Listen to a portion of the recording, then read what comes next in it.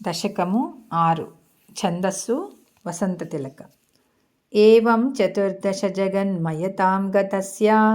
పాతాళమీశ తవ పాదతలం వదంతి పాదోర్ధ్వదేశమపి దేవరసాతలంతే గుల్ఫద్వయం ఖలు మహాతలమద్భుతాత్మన్ జంఘే తలాతలమథో సుతలం చ జాను కించోరుభాగయుగలం వితలాతలే ద్వే క్షోణీతలం జఘనమంబరమంగనాభిః వక్షశ్చ శక్రనిలయస్తవ చక్రపాణే గ్రీవామహస్తవ ముఖం చ జనస్తపస్తు ఫాలం శిరస్తవ సమస్తమయస్య సత్యం ఏవం జగన్మయతనో జగదాశ్రితైరాప్యున్యైర్నిబద్ధవపుషే భగవన్నమస్తే త్వద్బ్రహ్మరంధ్రపదమీశ్వర విశ్వకంద ఛందాంసి కేశవఘనాస్తవ కేశపాశాః ఉల్లాసి చిల్లియుగళం ద్రుహిణస్య గేహం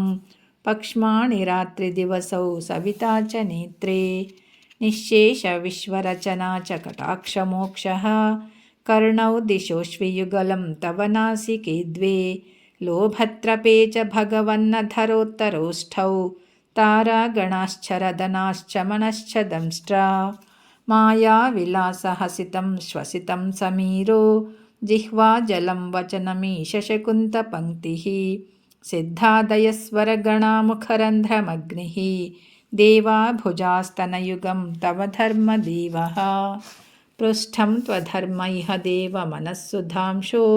అవ్యక్తమేవ హృదయాంబుజమంబుజాక్ష కుక్షిः సముద్రనివహ వసనంతు సంధే శేపః ప్రజాపతిరసౌ వృషణౌ చ మిత్రः శ్రోణిస్థలం మృగగణాః పదయోర్నఖాస్తే హస్యుస్త్రసైంధవముఖా గమనంతు కాలः విప్రాదివర్ణభవనం వదనాబ్జబాహూ చారూరుయుగ్మచరణం కరుణాంబుదేతే సంసారచక్రమయి చక్రధరక్రియాస్తే